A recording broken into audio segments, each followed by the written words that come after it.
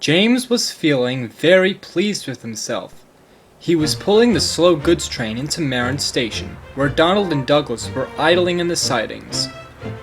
"Have you heard about the special job Sir Topham Hatt has given me?" he asked the twins. "I'm to take some guests to a wedding tomorrow." The twins were unamused.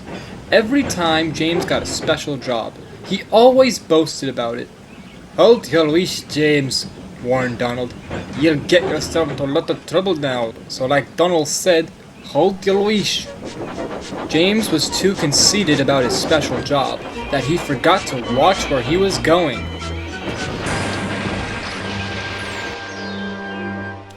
James had crashed into some trucks that were being shunted by diesel. "Bust my boiler! Now I'll never take the wedding train!" The twins just watched and laughed to each other because they knew it served James right. When Sir Topham Hatt heard about the incident, he looked at his timetable to find another engine to take the special. Then he went to Tidmouth Sheds to see Thomas. "Thomas, you are the only engine available to help me tomorrow. James has had an accident at Maron, so I want you to collect Annie and Clarabelle and rest at Vicarstown Sheds. You are to take some wedding guests from Vicarstown to Maron. They'll be coming from the mainland, so you mustn't be late." "Yes, sir," said Thomas. "I'll do my best and try to be at Maron on time for this special occasion." "That's a good engine. Off you go then." And Thomas left Tidmouth Sheds to collect Annie and Clarabelle to take to Vicarstown Sheds. The next morning, Thomas waited at the platform for his passengers to board Annie and Clarabelle. The guard blew the whistle, and Thomas set off on his way to Maron.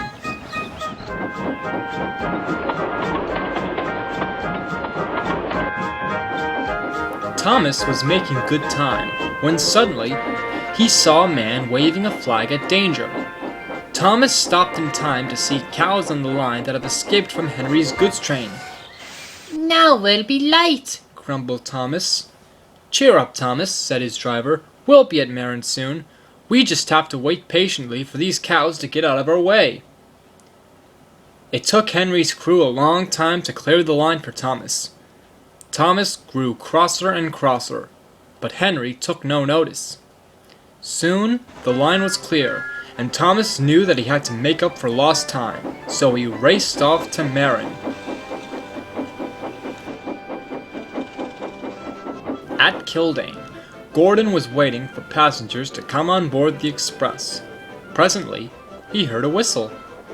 Thomas was going faster and faster, and then he whistled in horror, for he was rushing straight towards Gordon. "Oh!" cried Gordon. "Stop, Thomas! Stop!" Thomas's driver applied the brakes, and Thomas stopped, just a few inches away from Gordon. Thomas and Gordon were very relieved. The wedding guests weren't hurt, but they were cross. "I'm sorry, Gordon," Thomas said. "I was in such a hurry to deliver the wedding guests because cows were on the line that made me delayed." "Well, little Thomas," said Gordon, "you should take your time, and maybe you won't rush into things that you won't expect." Thomas thought for a moment, and agreed with Gordon. "All right, Gordon," he said. "I'll take my time from here on my journey." And he backed down onto the other line to make his way to Maron.